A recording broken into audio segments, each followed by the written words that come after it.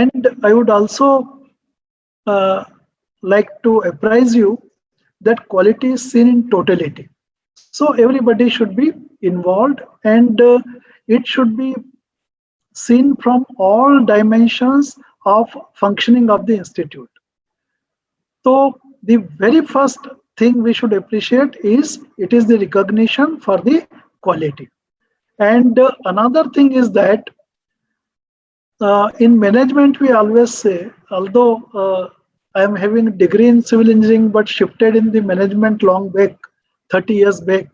So in management we say that quality by design, it is not by chance. So we should try to assure the quality by design, not by chance. By design means for everything we should have systems and processes.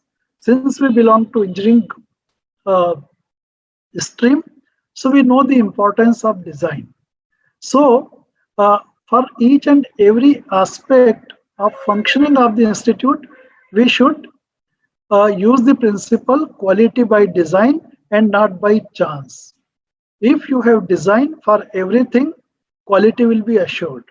If it happens by chance, every time it will not happen by chance. So that is why I always say quality by design and not by chance. That is the first thing. Then second thing is uh, related to outcome based education. As you are aware that in 2009, National Board of Accreditation, I am not using any PowerPoint, so don't worry about that. As you are aware, in 2009, National Board of Accreditation implemented outcome based education in our country informally. And in 2013, the outcome based education has been formalized in the form of accreditation systems and processes. So, right from 2013, we have been working on the philosophy of outcome based education. In higher education system also, NAC has implemented the outcome based education in I think 2017. So now the whole country is implementing outcome based education. So the second thing is that we need to implement the philosophy of outcome based education. What is outcome based education? In one sentence, I can say that it is learner centric, not teacher centric. Earlier, we have been practicing the teacher centric approaches, but now we have to we have to be learner centric or student centric. So everything should be shifted towards student. So students should be proactive in the learning process, and the teachers are expected to perform the role of a facilitator, guide, mentor, problem solver, coach, maybe counselor, like that. So less of lectures and more of activities. So everything is going to be activity based and student centric. Then coming to the next principle, that is say, do, prove, and improve. Whatever you want to achieve, you say it in the form of a document. So at institute level, you should have a strategic plan. At department level, you should have departmental plan. At teacher level, you should have course plan. At program level, you should have program plan. Like that, you are saying something. If you organize industrial training for the students, so what is there in that training, the complete guideline document should be available. And that guideline document should be implemented uh, throughout the institute across the disciplines. Then we will say that you have said, means you have well documented guideline document, you have well documented plan, like that. So say, whatever you say, you do, and whatever you do, you prove. So how do you prove? You prove through documentation. You prove through evidences. So you try to keep the evidences. Then in the next cycle, you improve. So say, do, prove, and improve. Then prevent problem. The next principle is prevent problem. So you should focus on preventing the problems. In other words, I want to say that every day we should not solve the same problem. In other words, we should try to solve the problem in such a way so that it does not occur next day or maybe in your life. So prevention of problem. Then work in a team. You are aware that Government of India has declared a National Education Policy 2020, and in that policy it is clearly mentioned that there will be re-engineering and revamping of higher education, and technical education is a part of higher education. So innovation and creativity is very, very important in future. So you need to work in a team. Teams produce synergy, teams produce creativity, and if you work in a team, it creates a conducive culture for the quality. So work in a team. Then uh, continuous improvement. NBA says that every year, whatever you do, based on that you get experiences. So those experiences should be used for improving the next cycle of performance. So there should be a concept of continuous improvement. And another concept is value addition. You should be able to,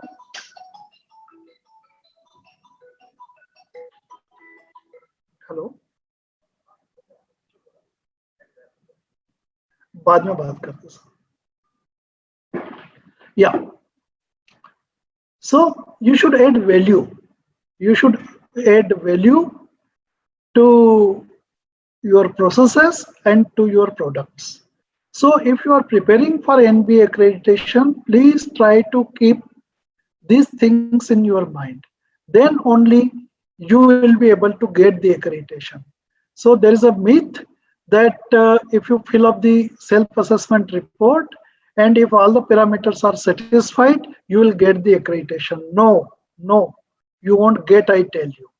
During my visits, I have seen that the self-assessment reports are prepared and people expect that because they have applied and they have filled up all the all the criteria and parameters of the self-assessment report, so they will get the accreditation. No, you will only get the accreditation when you have evidences of quality in totality at your institute level. So these are some of my experiences related to NBA accreditation. You should work on these broad principles, and then you should start preparing, or you should means start implementing the things. Then you will be confident in getting the accreditation. Another thing I would like to say that if you are having 5 programs in your institute, please apply for at least 3 programs. If you apply for 1 or 2 programs, it is not quality in totality. So there is a possibility that you may not get. So I would recommend that you should apply you should apply for at least 50% programs of your polytechnic, because quality is seen in totality. Now coming to the vision, but before I do that, if you want to ask any question, you can unmute and you can ask anyone. Anything you want to clarify or you want to say something, share your experiences, you are most welcome.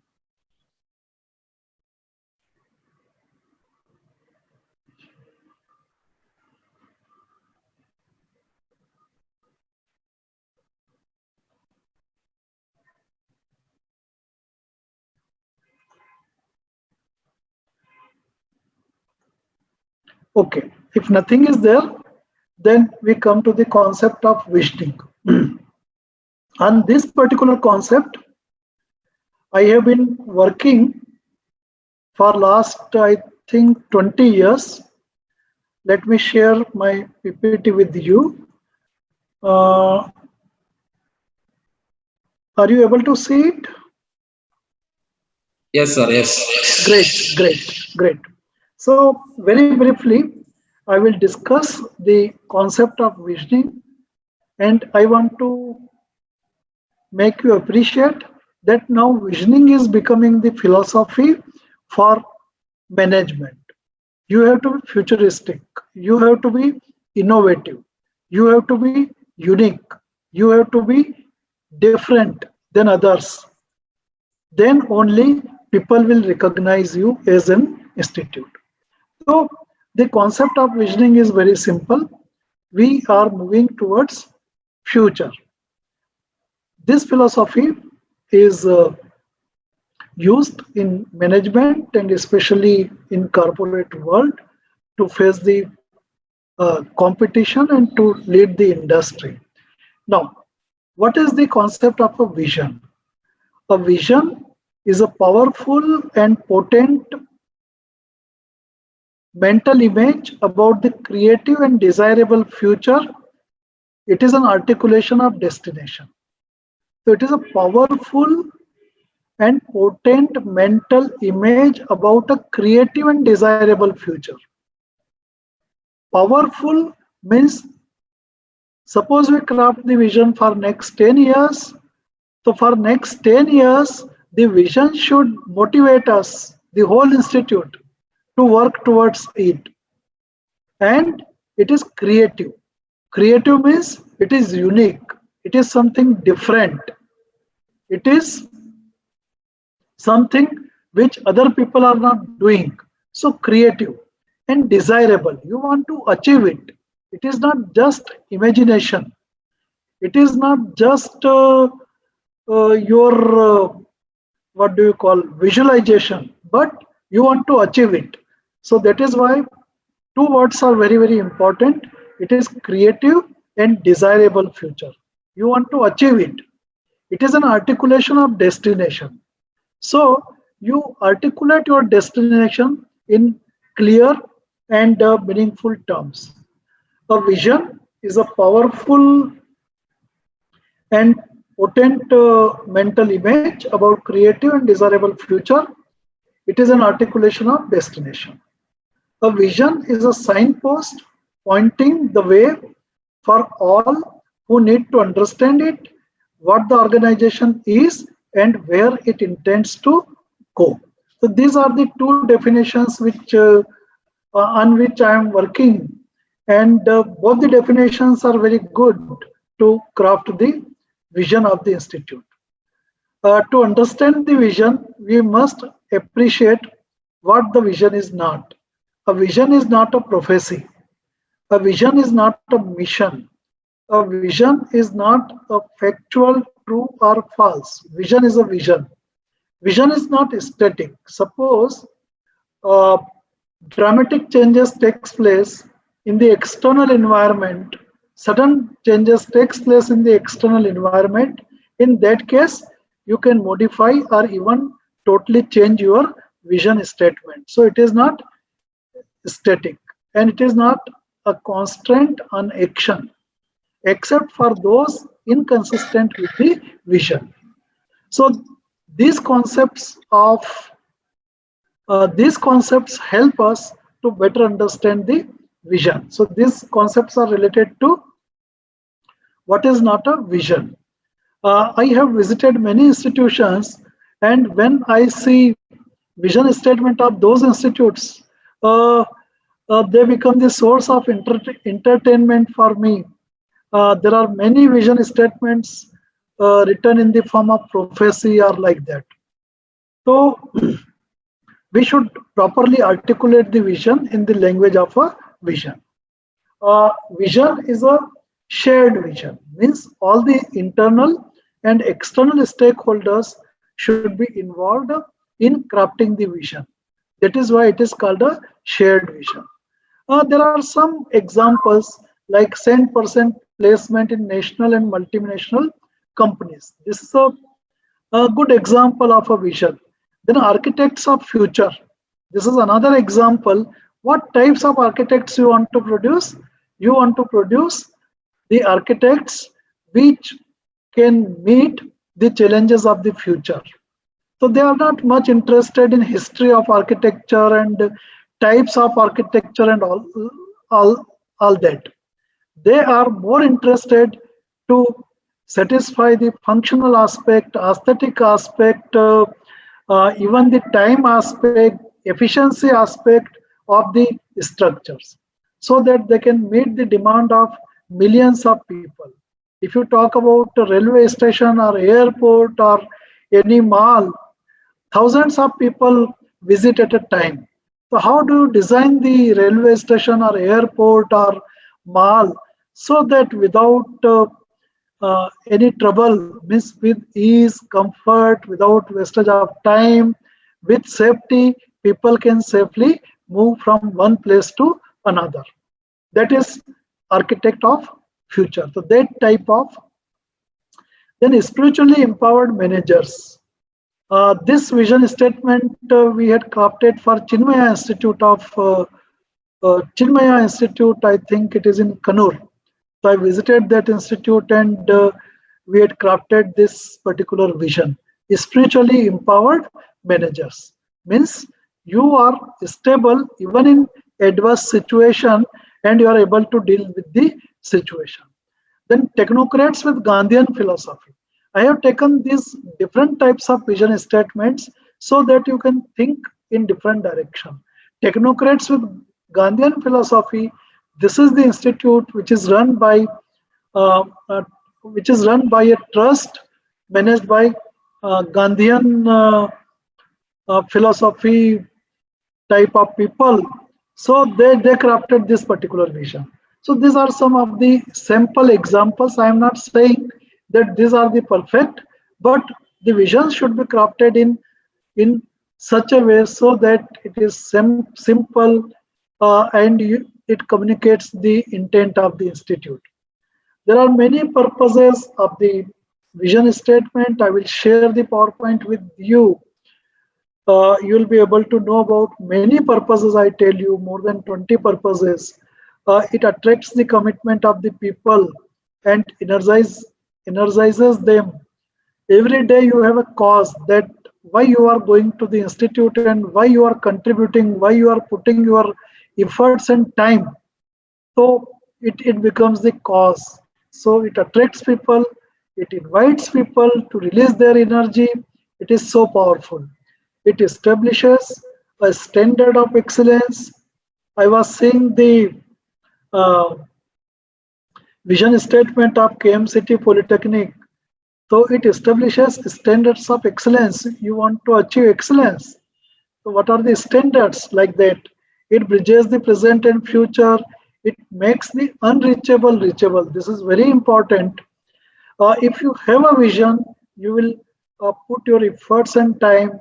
You will mobilize your resources and the resources of the external stakeholders, and you will try to achieve that particular vision.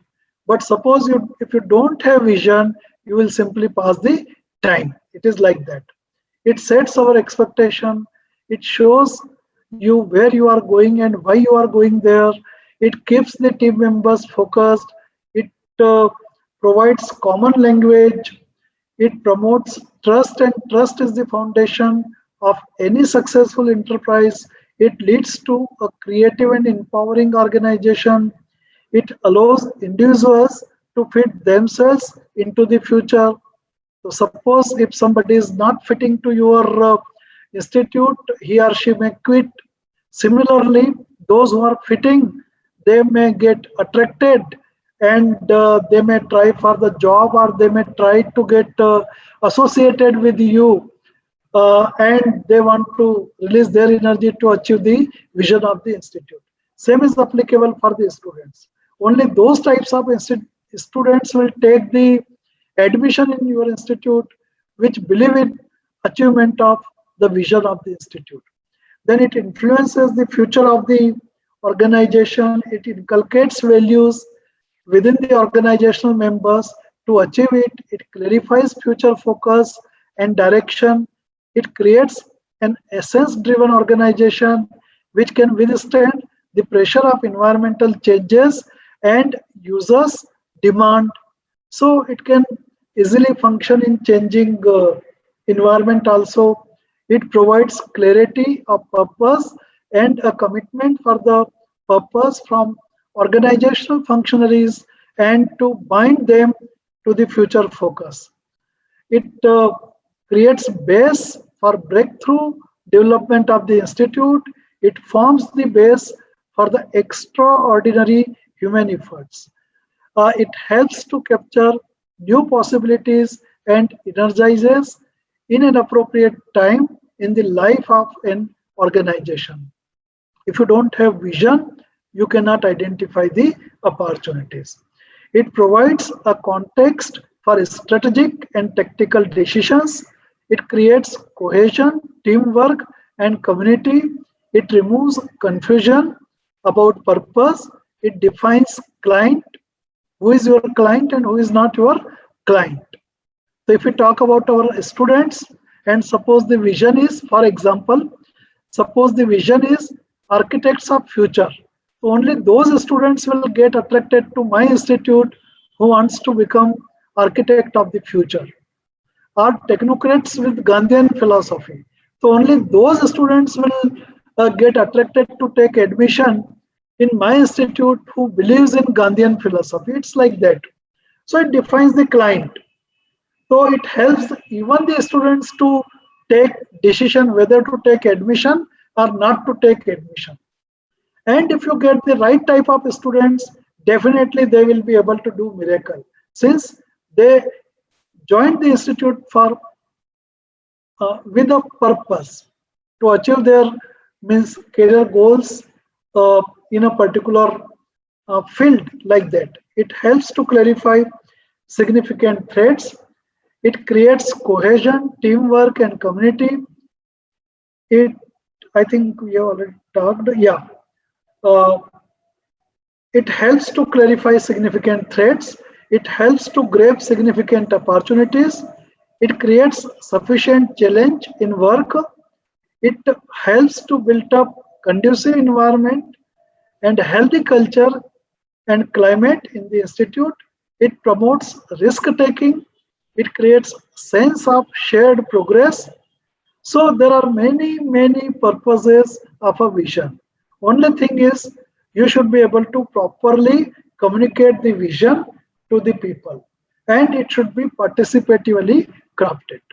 If we talk about characteristics of a vision statement, there are many characteristics like it should be desirable, clear, compact, challenging, magical, attractive, unique, organic, flexible, compelling, idealistic, plausible, widely shared, well articulated, clearly understood, achievable, unite people, memorable, dynamic, a base guide to decision making, creative and innovative, ambitious and meaningful, focused on customer service, appropriate for the organization and for the time, key to leadership, motivating and encouraging, act as a beacon. So, so many characteristics are there. If you visit the website of different institutions of our country, so you will find that most of the vision statements are not properly articulated, and they are written in such a way so that people get confused. We will be the world class organization in order to achieve the social and technological and economical goals of the country and serve the fraternity of students and industry like that. They they write the vision statement so long that you cannot make out anything. It is all confusing. So that type of thing should not happen. Another thing is that it should be memorable to everyone, students, parents, teachers, principal, like that. Okay, now coming to the takeaway. What do you take away from this small presentation? Vision without action, vision without action is merely a dream.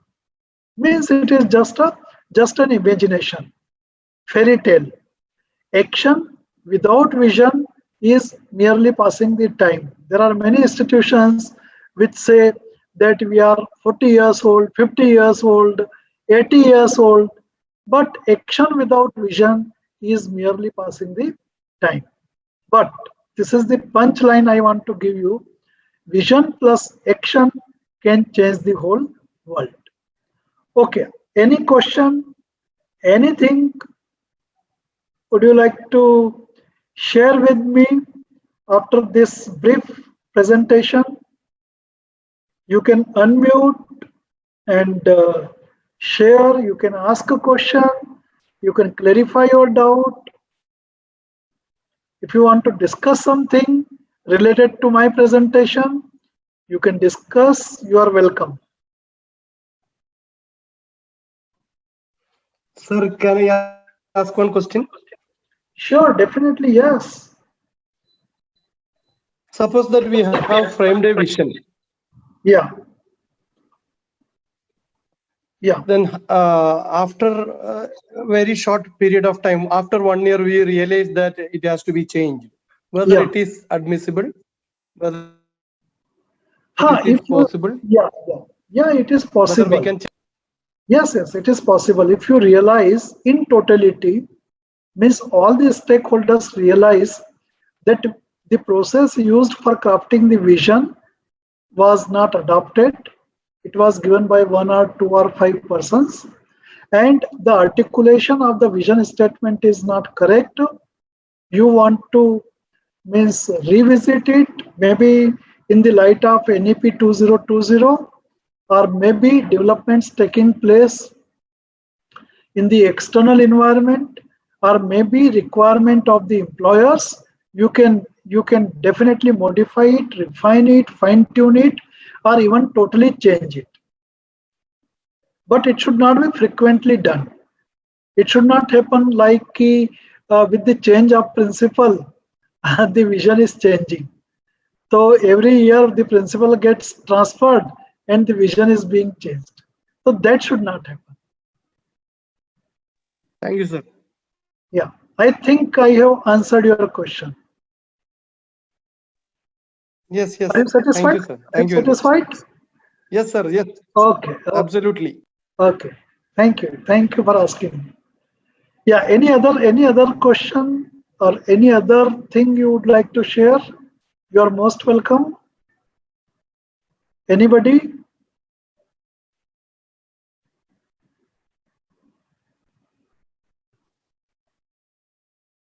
Sir. Hello, sir. Dipti madam, yes. Tell me. Sir. Sir, the vision is set for a particular entire institute or for a particular department. No, I have talked about the vision. Yes, yes, sir. I Vision will come. Yeah. Sir, the vision is for the entire institute or for a particular department. Yes.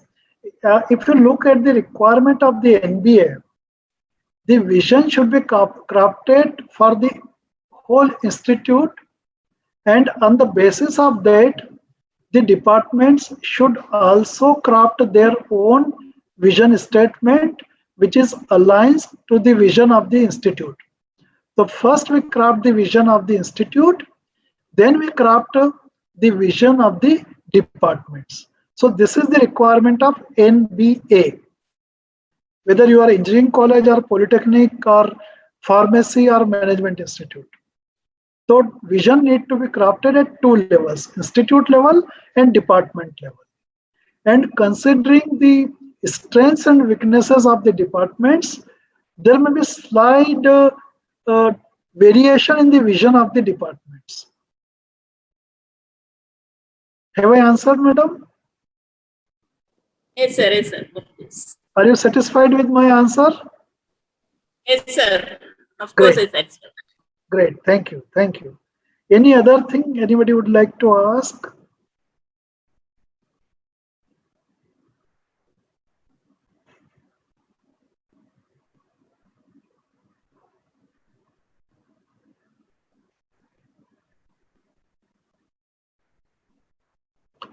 Okay.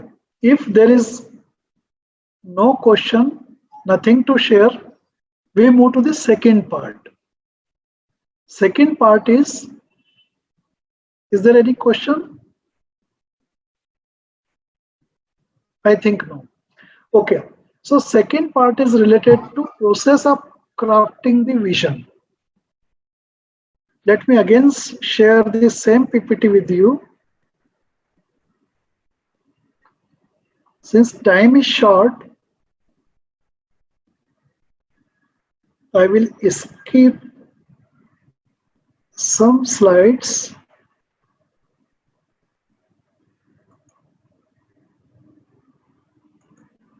Are you able to see it? Yes. Yes, sir. See. Yeah. Yes, okay. So how do we craft the vision? In NBA accreditation, SAR 2019, in criterion 1, we have to mention the process of crafting the vision statement.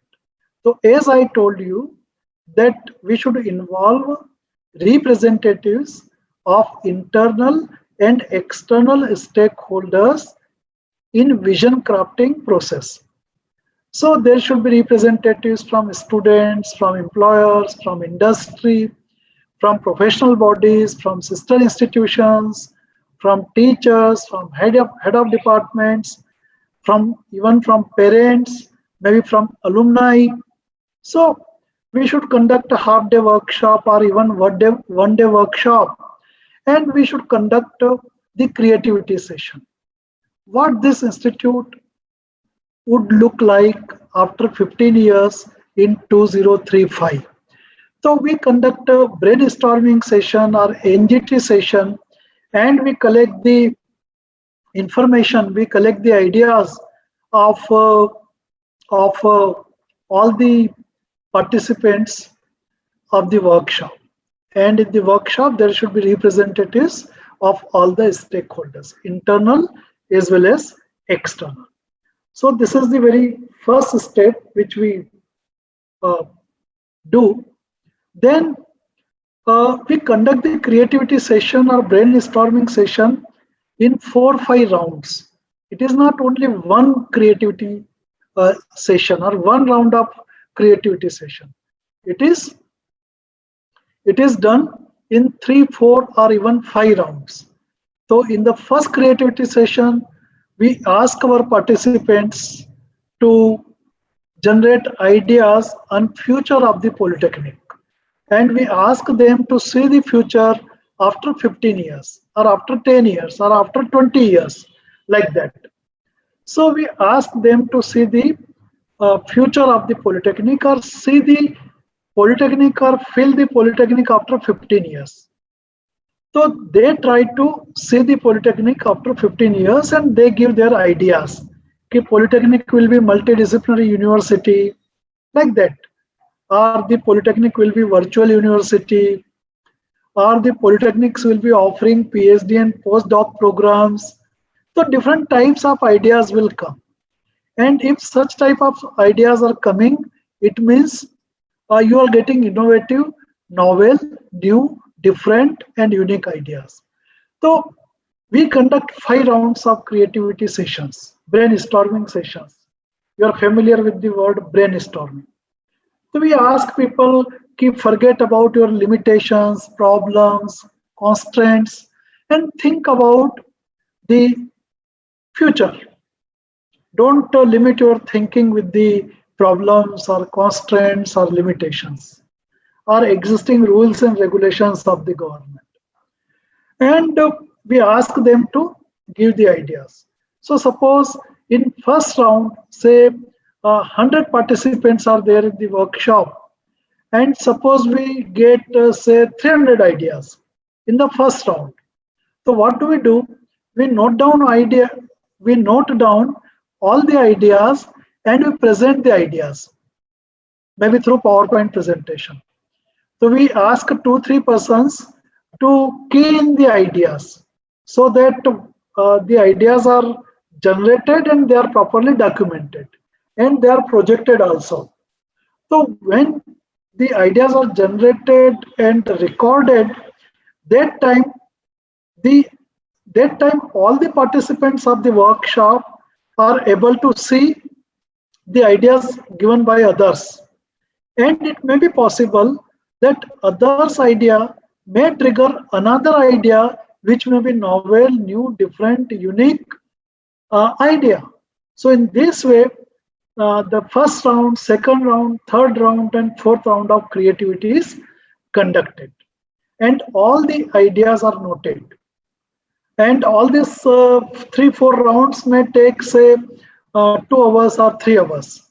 So everybody is there in the workshop room, and ideas are generated, recorded without any barrier, without any limitation, without any criticism, without any comment. Everybody is free to generate idea, and all ideas are welcomed. It may be rubbish idea or it may be unique idea. So there will not be any criticism. So after 3 to 5 rounds of creativity, you have a big list of ideas. So what do? In this big list of ideas, you have ideas related to problems, you have ideas related to policy, you have ideas related to resources, you have ideas related to grievances of the people. So you try to remove all those ideas and put them in different baskets. So create baskets of, say, problems, policies, complaints, resources shortage, linkages, like that. And only sort out the ideas which are related to future. So now you have one complete basket of ideas in which ideas related to future are mentioned. And all the ideas are incorporated, whether they are traditional ideas or innovative ideas. So suppose you have a list of, say, 500 ideas, out of which you have segregated 100 ideas which are related to future. So suppose this is the first round of classification, ideas related to future. Now these future related ideas, you can again put in different baskets, like related to employer, related to curriculum, related to students, related to economics, like that. So you can create different baskets, and under those baskets, these ideas are put, means similar ideas are put. So this is second level of classification. Then in third level of classification, you create a bigger basket. And in that bigger basket, you try to accommodate these smaller baskets. In this way, you arrive at the vision of the institute. So the vision of the institute is, say, for example, architects of future. It will become so simple. But it is an iterative process, it takes time, it requires creativity and analysis, and it should be properly documented, recorded, and it should be described in the SAR. Then only you will get the points for the process. So this is one thing. Tentative vision statement based on the creativity session.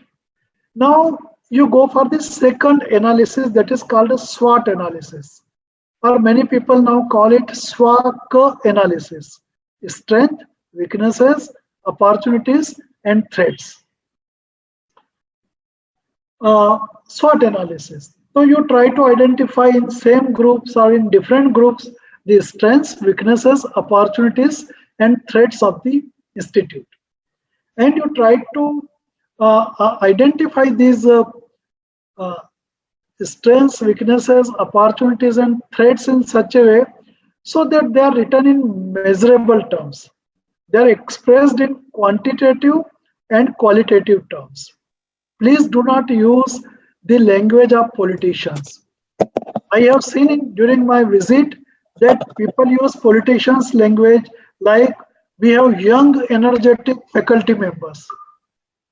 It is politicians' language. We have excellent world-class infrastructure. This is politicians' language. What conclusions do I draw from it? So India is shining, India is progressing, corruption is increasing, like that. All these are politician terms. So we should not use the politician terms while doing the SWOT analysis. What do? We should try to use the quantifiable and qualitative terms. So we can write it in this way: कि 80% faculty members in this institute are MTech. Now you are trying to communicate the strength to the outer stakeholders. So now it gives same meaning to everyone कि 80% faculty members are MTech. You can say 20% faculty members are PhD. Again, it is a strength. So this is quantitative information. You can convert it into qualitative information also, like this: 80% faculty members in this polytechnic are MTech, and they have, out of these 80% faculty members, 60% received their MTech from IIT and NIT. So now you are describing it in qualitative terms. So what do? You do the SWOT analysis, and on the basis of the SWOT, again you look at your vision statement. And if you think that whatever vision statement you have crafted, you try to fine tune it in the light of SWOT analysis, looking to strengths, weaknesses, opportunities, and threats. So again, the whole process of SWOT analysis should be properly documented. Then coming to the issue analysis. What are the significant issues you are facing in your polytechnic? Maybe related to admission, maybe related to employment, maybe related to, say, curriculum, maybe related to policy, maybe related to resources. So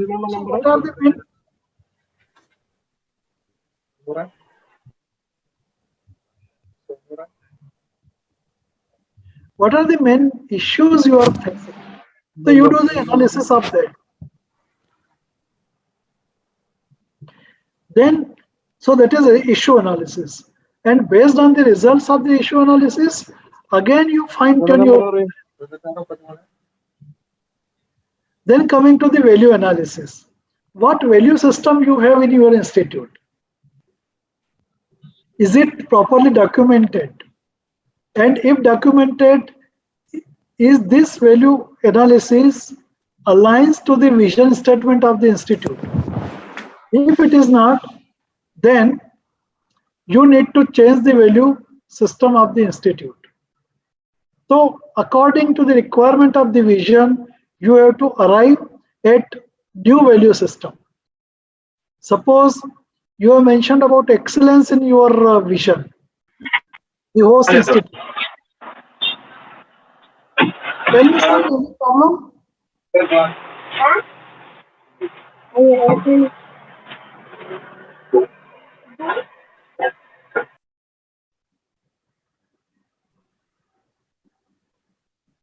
Any problem, sir?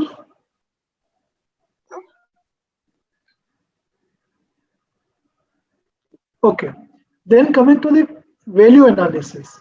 Value analysis, yeah. So according to the requirement of the crafted vision, you should try to convert your value system into aligned value system to the vision of the institute.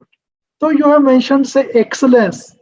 So excellence should get reflected in each and every activity of your faculty members, your head of departments, principal, even your students.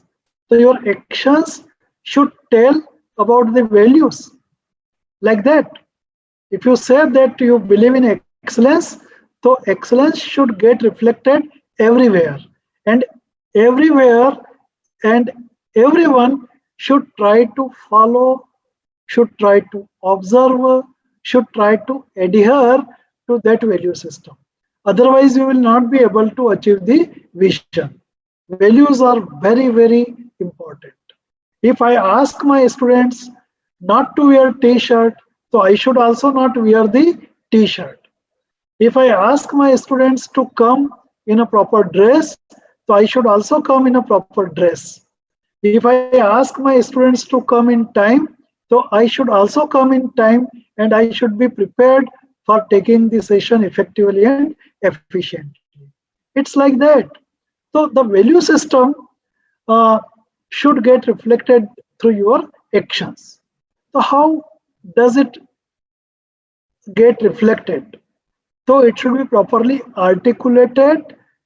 All the persons should be properly oriented, apprised, and there should be social pressure on everyone to follow that particular value system.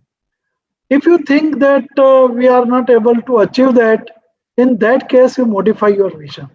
So, suppose your value system is such that you cannot means you cannot act accordingly.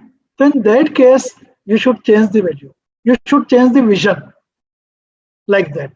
Okay. Then coming to the stakeholders analysis. Who are your stakeholders? How do they influence the total business of the institute? And what kind of positive and negative help they can provide to the institute? So these types of analysis and creativity sessions are conducted, and based on that, they are properly documented, and based on that, we arrive at the vision statement. So this information you should put in your SAR, then only you will get the points. Any question before I take up the mission statement? So again, I am with you. If you want to ask any question, this is afternoon session. So you are most welcome. You can share, you can ask, you can clarify your doubt.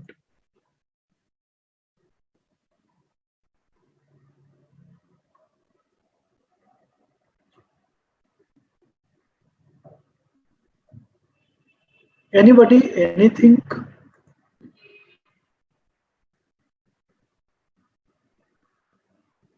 So many people think that if they write anything in this SAR, they will get the points. No, if you don't follow the proper process, you will not get points, I tell you. Although you have described each and every story, you are not going to get the points. Okay, so any question, anybody? Sir, I can ask one. Sure, yes. So, in order to achieve our vision, we should have a clear mission. Yes, I And am while laterally expressing it, actually, to achieve the mission, we should have a list of objectives, actions, goals to be yes. achieved. Yeah. So, on behalf of framing a mission for NBA specifically, whether we have seen some of the institutions have specifically written mission objectives only separately. But we, for our institution, have drafted a mission statement at first. And we wish that that mission is to be established by a set of objectives. So we have drafted the mission statement and added a set of objectives behind that. But while visiting some of the institutions' website, there is no specific mission statement explicitly given. Instead, they are given a set of objectives like that. Yeah. So, which one is correct? Yeah. The requirement of NBA is first you should have vision statement for the institute and department, and to achieve that vision statement, you should have mission statements at institute level and at department level. I am coming to that. My next presentation is that only. So you will get the answer in the next presentation. Yes. Any other question?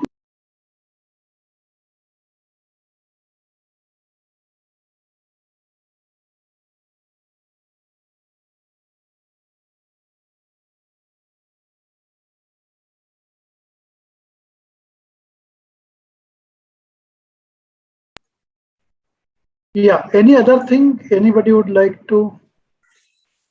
Good afternoon, sir. Shall I ask one question? Sure. Okay, sir.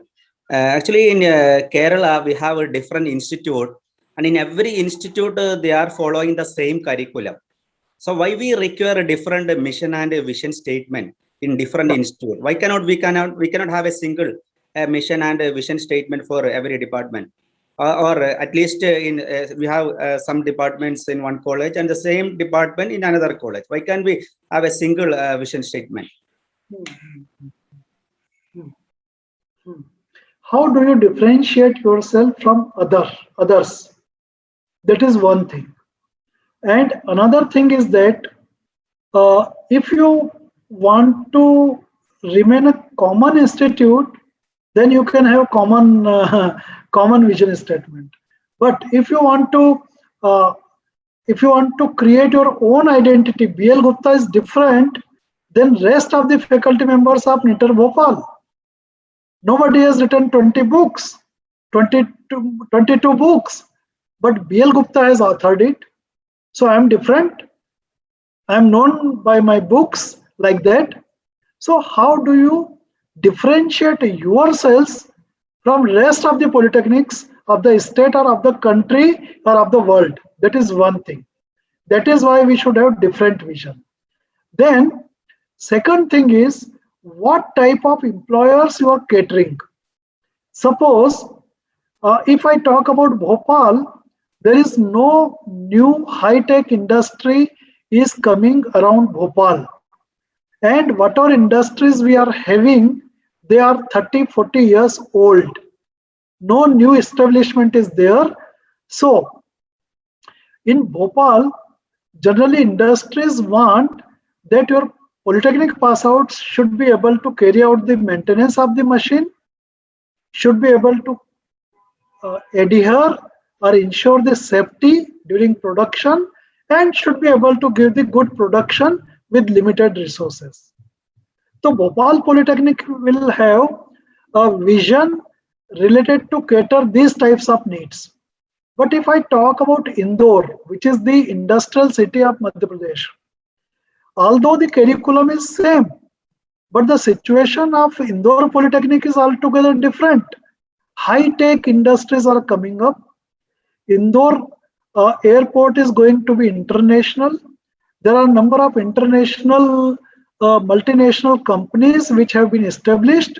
So their demand is related to high-tech competence of pass-outs. If it is there, they will easily give employment to them. So although the curriculum is same, but with some value addition and with some additional finish, we can prepare the students for high-tech industries. So why these two polytechnics should have the same vision? So there are a number of factors which compel us to have different vision, and we should always have it. And in very simple terms, I would like to say that it will help us to maintain our own identity. Okay, if you want a diploma holders in high tech, go to SV Polytechnic Indore. That's it. There is no need to organize campus in other polytechnics like that. So they can collaborate, they can organize internship. Everything can be properly done if they have that type of vision. So that is what I want to submit to you. The vision of each institute should be different. And another thing I want to submit here, that NEP 2020 says that by 2035, all institutions are going to be multidisciplinary. All institutions are going to be multidisciplinary and autonomous. So you need to have your own curriculum. You are not going to follow the curriculum of your board or university or like that. So my very simple answer is, how do you maintain your own identity? As an employer, why should I come to you? As a student, why should I come to you? As a funding agency, why should I come? Why should I come to you? Because of your identity. So that is why we should have different unique vision. Thank you, sir. I Thank you, sir. think I have answered. Okay, any other question, please? Okay, if there is no question, then we move to the next, that is mission. So I am closing the topic of vision. Now we are coming to the mission. As Gias sir told that there are institutions which are not having mission statement. It is the requirement of the NBA and it is the philosophy which says that vision is long term, 10 to say 50 years. But we should have intermediate milestones also. It is a long journey, so missions are intermediate milestones. So we should have mission statement for 3 to 5 years. But vision statement we have for 10 to 50 years. So if we have intermediate milestones, we will be able to plan accordingly. We can see the near future, but we cannot see the farther future. So we should have the mission statements. And again, mission statements are derived from the vision of the institute or vision of the department. So there is only one vision statement which should be crafted, but missions could be 3 to 7 like that.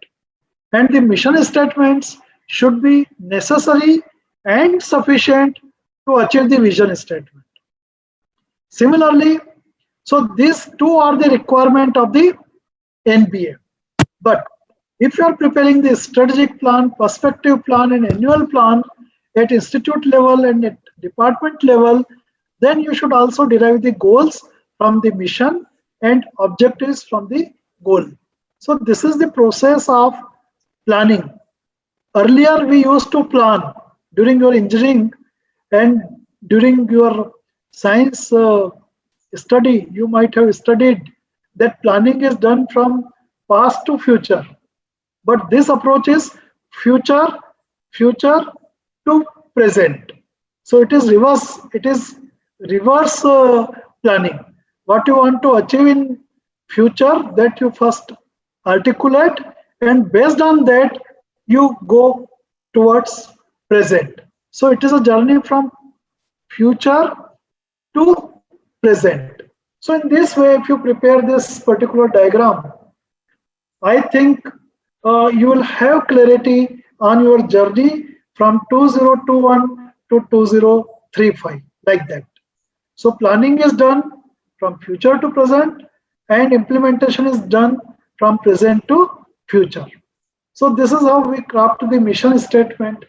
Now, if you look at the website of many institutions and even industries, you will find that mission is written first and then vision is written. You will also find that there is no vision, only missions are written. You will also find that only vision is written, there are no missions. So if you follow the complete philosophy, you should work in this way: vision, missions, goals, and objectives.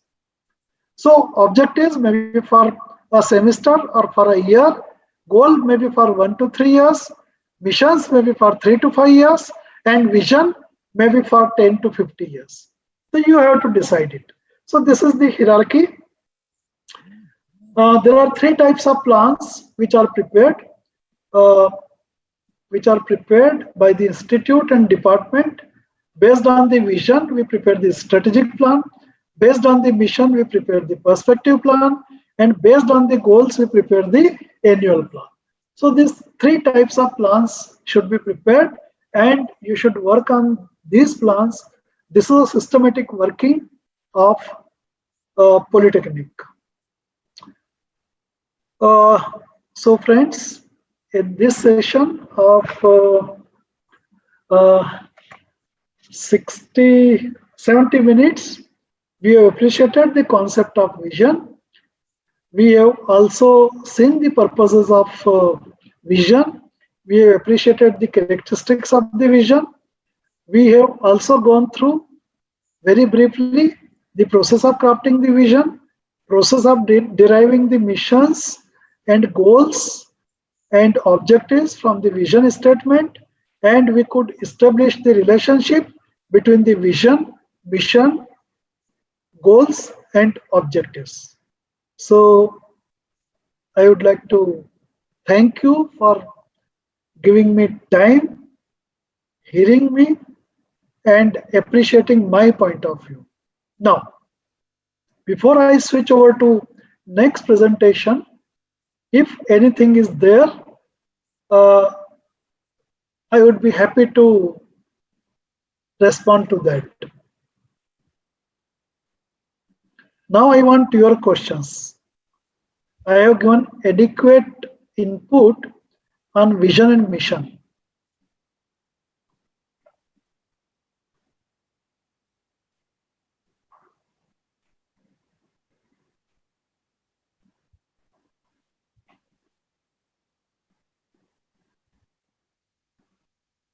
Anybody, you can share your experiences also.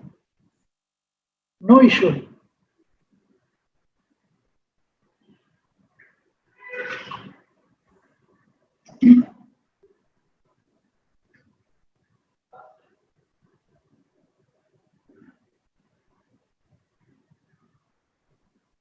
Are you there?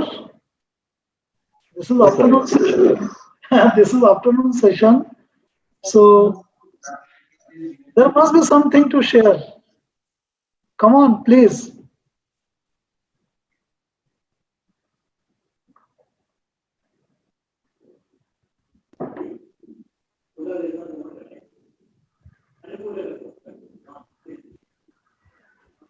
Okay, if nothing is there to share, if there is no question,